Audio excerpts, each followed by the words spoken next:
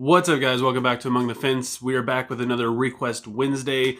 Thank you so much for joining me. My name is Aaron, and if you have anything you want me to review, go ahead and leave a comment below letting me know what it is. Album, EP, single, new, old, whatever, and we will throw it up on the whiteboard that you currently cannot see, and we will get you squared away. And if you do that, or you just happen to like what you see here, please feel free to subscribe and ring the little bell icon. That way you don't miss out on any of my future notices, especially if you leave a request, because that happens quite frequently. But today we're going to be checking out the album Carver City by the band CKY. CKY is a three-piece from Pennsylvania consisting of Darren Miller, who plays the guitar, and the vocals, Chad Ginsberg, who also plays the guitar, and Jess Margera, who is also Bam Margera's brother, who plays the drums. And they started about 1998. They currently have 5 studio albums, Carver City being their 4th studio album, and they wear a lot of different genres throughout all their albums, and even within the albums themselves, they carry different types of genres with them, anywhere from hard rock to even like skate punk. But I would say that Carver City sits probably more around like alternative metal, or just really hard alternative rock more than anything else. And the person who requested this review is actually one of my friends. It goes a very, very long ways back. And I specifically remember him wearing CKY shirts in 7th grade, like all the time. And I'm pretty sure I had a CKY shirt that I was just a skater, so it's just what I wore. And it'd probably been that long since I'd listened to them. So like 2001, or I think it was like I'm pretty sure it was about 2001 was the last time I listened to CKY. And it was their 2nd studio album, which was just called Volume 1.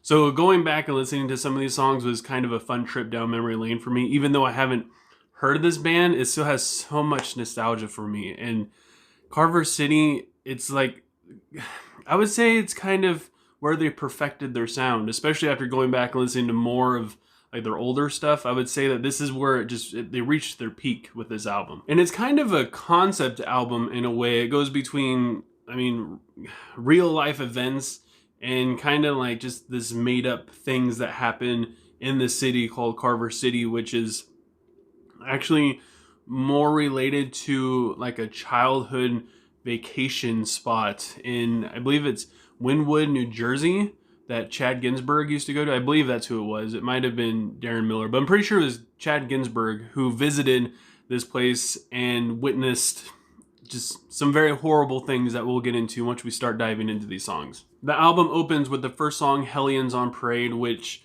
the main riff in the song kind of reminds me of the main riff from Scorpions' Rocking Like a Hurricane, but it's just heavier. And that's one thing I noticed about this album, is it just has this really thick, bassy undertone to it. And I believe they just added like a little bit more layers of bass in the production afterwards, and it just this underbelly of just so much thumping going on in this album. And it's not in a bad way either. It sounds so good. And the vocals are also really powerful, which fits that bassiness as well. And it's just so thick. It's just thick and heavy and bassy. And the chorus picks up really well. And there's like this interesting like keyboard like parts to this song, which kind of came out of nowhere. Like even like it's like a keyboard solo. Like it wasn't even like mixed in with the rest hiding in the background. It was just a straight up keyboard solo like halfway through this song. And the theme of this song kind of reminds me of like The Purge. It's a bunch of people going around causing problems, even dare I say killing people in this song.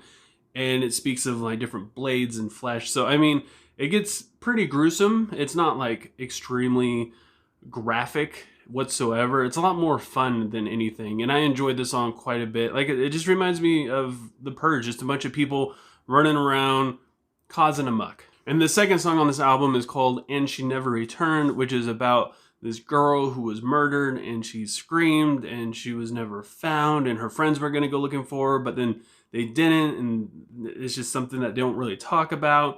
And it's been like 4 or 5 months, and she just kind of disappeared. And it's surprisingly an upbeat song with some like backing vocals that shed a little bit more light on the story. And it does sound like a dark, like it's a rather fun track, even though it does sound pretty gruesome, but it is actually quite a bit of fun. And it segues nicely into a song that comes later in the album called The Boardwalk Body, which is about somebody finding a body under the boardwalk, and she happens to be a girl, and they can't identify her, so they just call her a Jane Doe, and it fits the theme of "and she never returned" by like she's by the beach, there's a scream, there's blood, there's just all these things kind of fit together to where this girl that's found under the boardwalk is probably the same girl that's being talked about in "and she never returned." It even features the same lyrics, "and she never returned." And again, it's a very fun song. It's probably my favorite song on the album. The chorus is fantastic, and the first time you hear it, you can't get enough of it, and it's over too soon, and you can't wait for it to come back. But next time it comes back, it's twice as long, and they give you a little bit more to satisfy you. And this song is actually what I believe the whole album is based around, is when Chad Ginsburg was on vacation in Wynwood, New Jersey. There was a body that was found under the boardwalk, and it was a girl, and maybe he found it. I'm not really too sure. I hope he didn't, because it's pretty brutal considering he was a child. But that's what this whole album is based around, this specific moment, and it kind of inspired like from his memories and stuff. And then you have a song like Imaginary Threats, which is kind of about facing your fears, which, I mean, 90% of the things that we're afraid of are just stuff in our head that we think is scary, even though most of the scenarios we come up with never actually happen, and most of the things that we're afraid of aren't really that bad once we truly experience them. And there's not a lot of drum like moments in this album. Like, the drum parts are really good, but they don't really like shine through that well. And Imaginary Threats really gives the drums a chance to really shine through, especially in the intro. It's just insanely drum heavy, and then it gets this very groovy riff in the verse, and the imagery and the vocals are kind of creepy in a way. I mean, this whole song is pretty dark. Even the guitar solo sounds pretty haunting. And then you have a song like Plagued by Images, which again, it's kind of like this person who has all these images in their head and they just can't get them out, and it's kind of haunting them in a way. It's beautifully groovy. I mean, the rhythm in this song is absolutely fantastic, and it flows so well, and it has like this experimental thing to it, where it has like this robotic sound or like a robotic voice.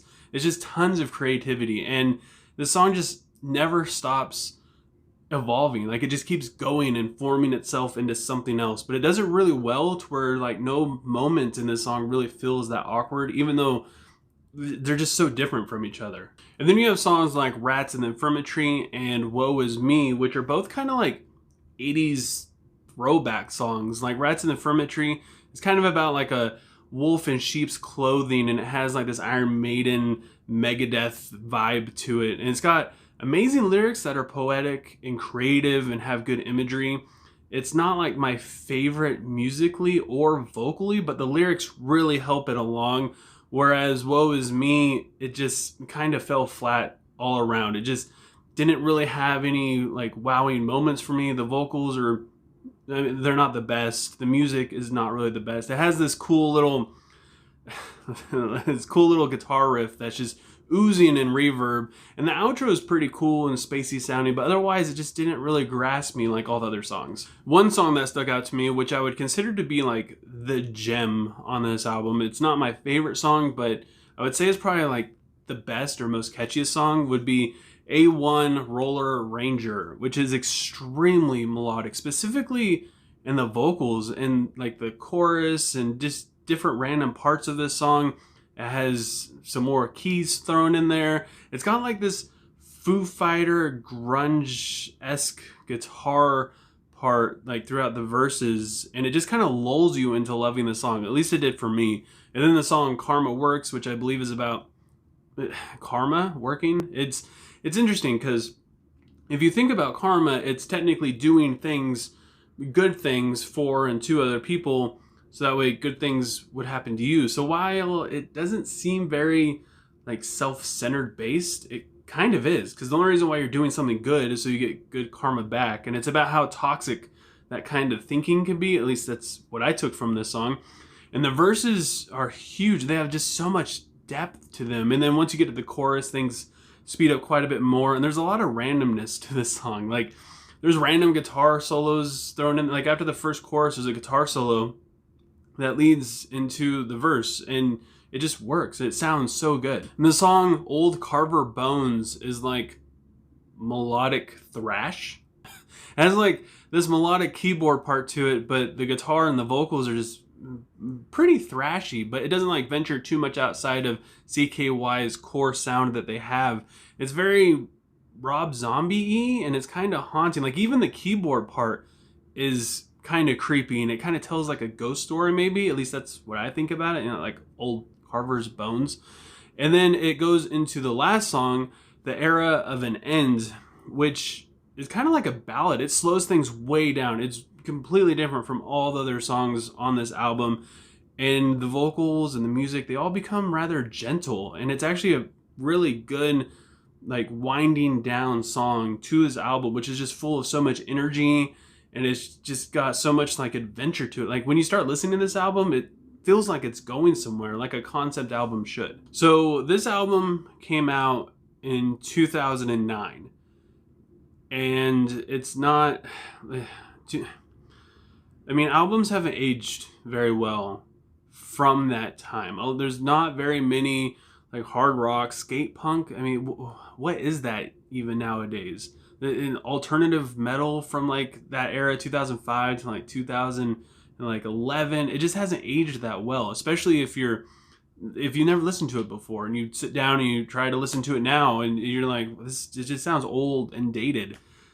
But Carver City's not that. It's aged fantastically, and I think a lot of that has to do with the production that went into this, because it's so clean. It's so just well put together, and it's tight. Even though it's really bassy, and like the guitar parts, like I said, get kind of thrashy, you can still hear everything. It's so crystal clear. Everything's so, I wouldn't say compressed, but articulated. You can hear everything so well. The vocals sound great.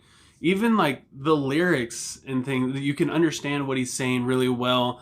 And the storytelling in this is absolutely fantastic.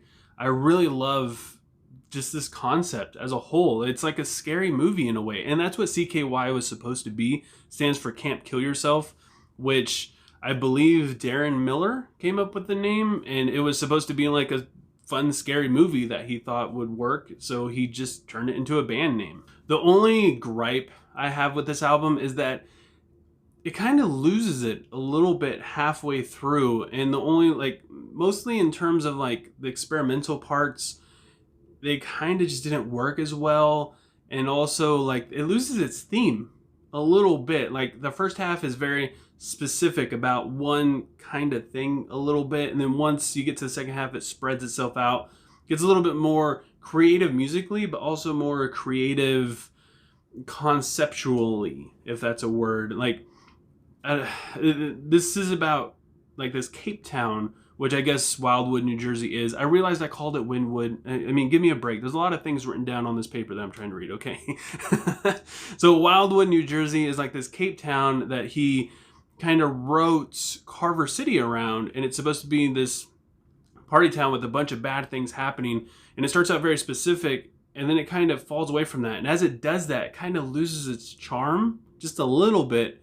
Not a whole lot, not enough for me to not love this album. So with all that said, I got to give Carver City by CKY a 8 out of 10. Like I said, this is kind of like CKY's peak, at least for me, after like listening to their past albums, which aren't bad.